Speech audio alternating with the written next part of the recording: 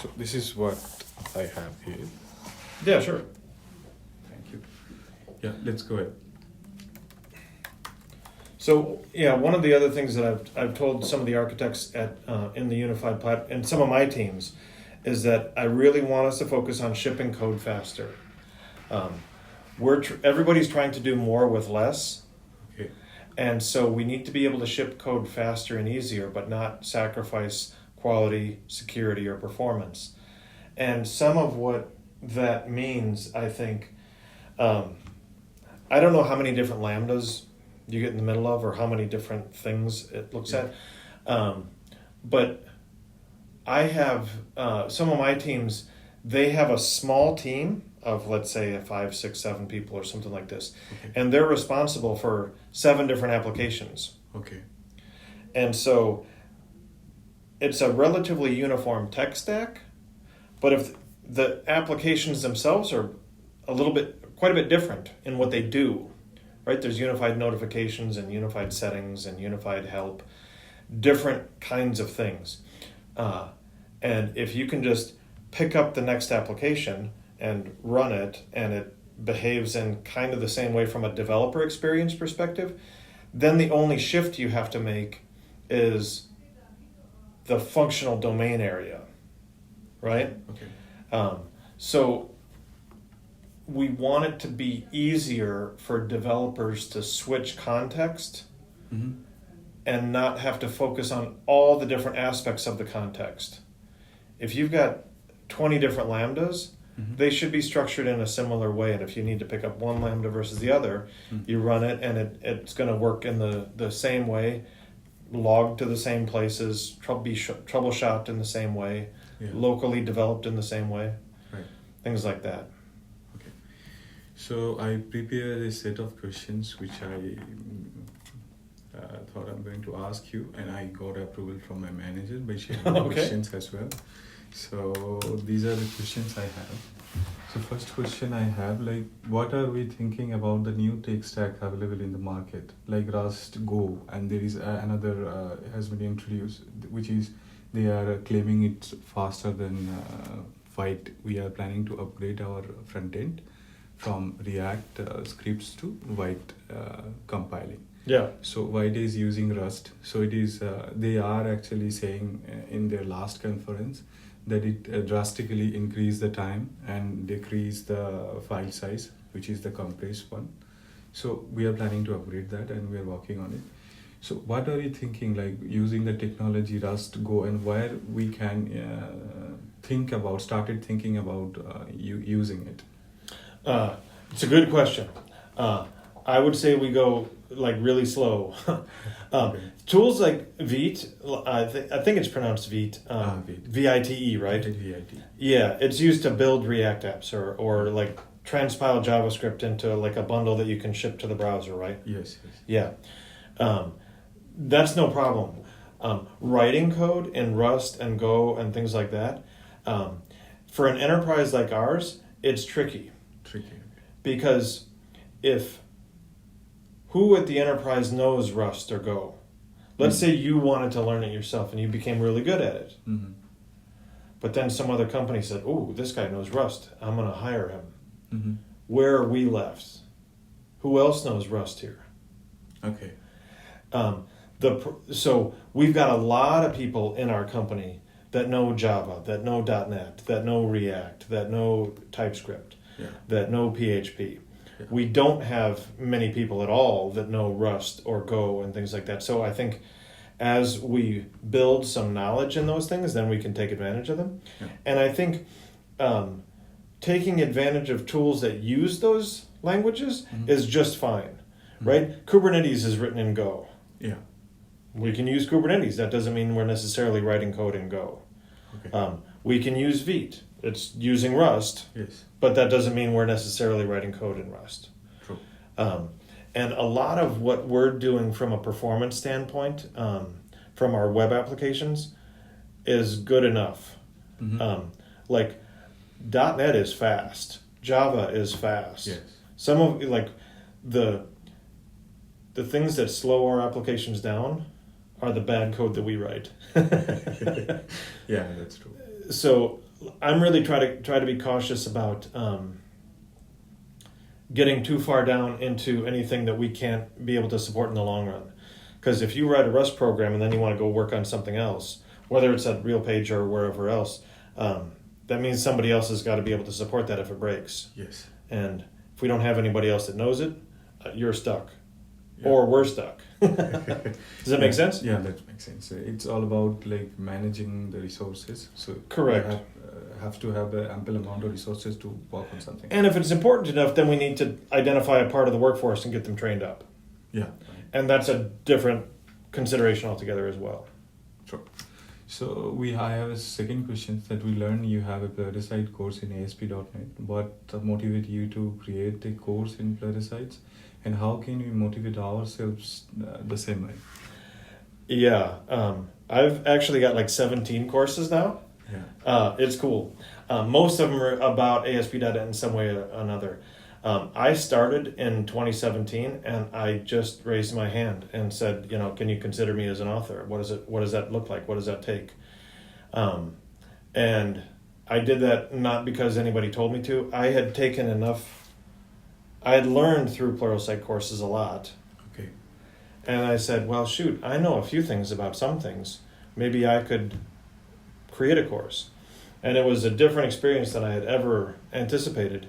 But I just thought that it was a good idea to try. And so I did, and now I've got a bunch of courses. Yeah.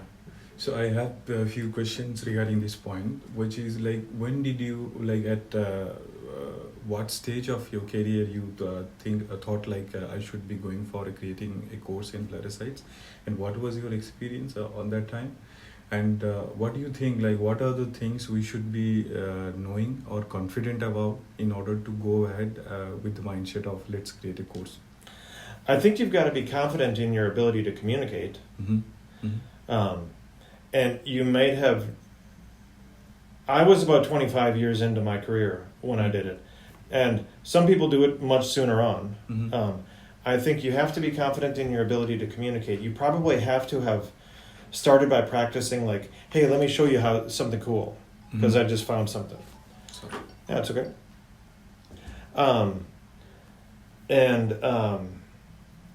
If you've started to explain technical things to other people, mm-hmm. that's a good indicator that might be a good idea to start thinking about something like that. Okay. If people have told you that you have a good ability to explain complicated concepts, mm-hmm. then I'd say raise your hand. Even if you've got an interest and you haven't had a lot of opportunity, start trying to do it with some of your colleagues. Hey, did you know how this works? I learned this today, and I thought it was really cool. Start trying to explain some things to folks, and see how well you like that. It's time consuming to create a course. Yes. But it's also quite rewarding. It's pretty cool. Okay, I have a follow-up question regarding that point as well. How you manage your time, because at the time you're also working in organizations. Yep. And you still want to contribute in a course. I hope you have already contributed in open source project or something as well. So, how did you manage it?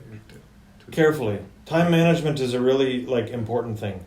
You have to understand your work deliverables. Yeah. And I think one of the things for me is it's important to find quiet time for you to work by yourself. Mm-hmm. My work schedule, I finish work a lot of times by 5 o'clock in the afternoon. Okay. But I wake up and start working about 5 o'clock in the morning. Mm-hmm. And the first couple hours of my workday mm-hmm. are kind of whatever I want to do. Okay. If I'm behind on something for RealPage, I might have to work on that. But those are generally the hours, and I can work on Pluralsight code or creating an outline for a course or things like that. Nobody's bothering me at 5 in the morning. Okay. It's nice and quiet. Yeah. And what works for me doesn't necessarily work for other people, but I think you have to be able to find that time somehow. One of the other things that makes it work for me, nobody else in the house is up at that time either. Okay. So the family's not bothering me, and work people aren't bothering me, Yeah. right? So it's important to find that kind of time for yourself. Cool. Okay, so let's go to third point. Do you think we need a change in the engineering practice, whatever we are falling down? Um, I think engineering is always, I think it's like one of those things that's a journey, not a destination. Okay. We're always going to be trying to improve. Yeah. And we have our change advisory boards, we have our approvals, and we have a lot of friction for getting releases out the door. Yeah. And that's a pain. I think all of that's an anti-pattern, really. But not doing it and doing something like continuous delivery and continuous deployments mean that you have the maturity where you've got automated tests on everything. You've got a second set of eyes that's looking at the results of the test and saying, yeah, I agree, this is ready to go, and it can just go. Maybe you get to the point where you don't even need that, but we don't have that level of maturity in so many places. Mm-hmm. And so we're stuck trying to get better and better and better. We need to improve our automation tooling. We need... Okay. I think one of the things, we have a very large QA organization, and I think that gives the developers the opportunity to say, like, I don't need to test my code because we've got a QA team that's going to test it for me. Okay. We should be writing automated tests in development and running those tests in development. Yeah. And the QA team, they can write their own tests. Those are different tests. Okay. But I think... until we get to the point where we're just shipping zero defects to QA at all, we're still kind of stuck in some of these things where we're still trying to improve. Yeah, so I would like to inform you that in our team, we have started writing test cases into the front end as well, into the back end as well. So we are using Jest to write test cases. Awesome. And we are covering 80%. So we have SonarQube built-in pipelines. So once you Awesome. release a PR, it shows like what are the lines have been covered, what are the lines have not been covered. That's great. Thank you. So you're on the right track.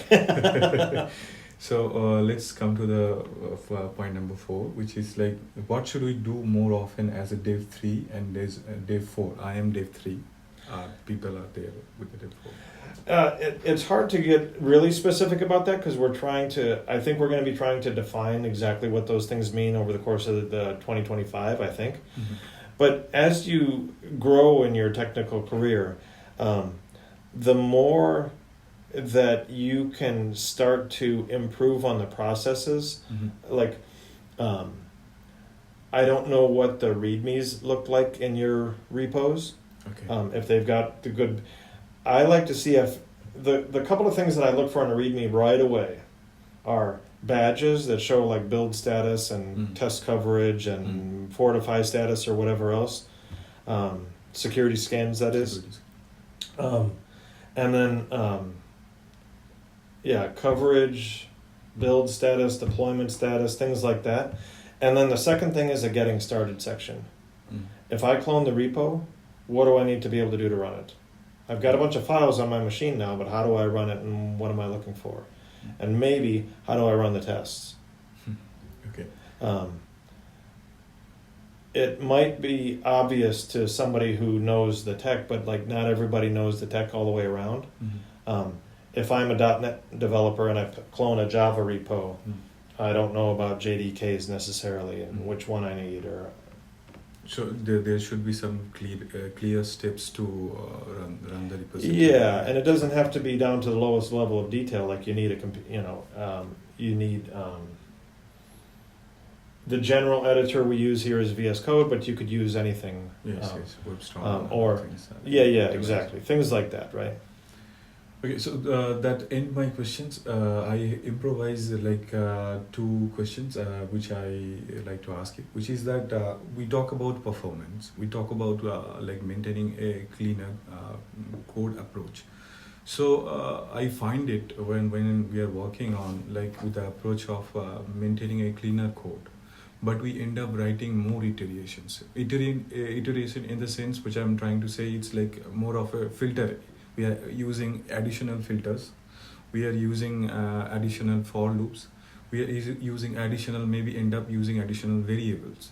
so which increase our time complexity as well as space complexity.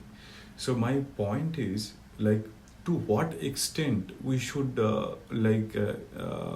extend our code writing in order to follow clean code approach, and still we maintain our performance of the code. Samaj is here. Okay.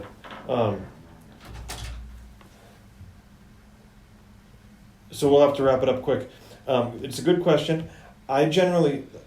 We can overcomplicate code too fast. Mm-hmm. Mm-hmm. And so I generally say keep it as simple as you can, as long as you can. And one of the things there is, like, if you don't need the reason to implement some kind of an architectural pattern is never because it's a best practice. Mm-hmm. There always has to be a good reason for your code base. It's not always a best practice. Yeah. We had a situation in one of my teams where where microservices was all the rage, and that was the common conventional wisdom at the time. And so they developed they converted a bunch of their applications into microservices, and it was wrong. The boundaries were wrong, and the dependencies were wrong, and things like this. And it caused a lot of problems that I'm still dealing with now. Okay. So it's only introduce complexity when you need to. Caching is another example that I've used with this a lot. People ask me when I should, cache. I said, when you need to. If you don't know you need to, then you shouldn't be caching. Yeah. So I'd like to inform you. So we have implemented cache in our backend with the Redis cache. So we are querying Snowflake. So we have put it Redis cache in between. So like if someone is testing, so they are doing control R, like reload multiple times. Right. So first time it will take it from the database, Yep. Snowflake, and next time it is taking from the Redis, which increase the speed quite high. Yeah. So yeah. I don't know what the use case is there for production versus development or anything like this, but if it's a keyed hit to Snowflake, and it's a keyed hit, like if it's a keyed hit to Snowflake that takes microseconds, then it doesn't really help you to cache it. Yeah, true. If it's a heavy hit to Snowflake and you store it in a cache with a key and then you look it up, that's a really fast thing that you just traded a longer hit for, right? Yeah. Yeah, so that's good. So yeah, it all depends, right? Yeah. Only add the complexity when you need to, is my point. Okay, thank you. That conclude our discussion. I would like to take a photo with you so I can post it on LinkedIn that Sure. I can meet you.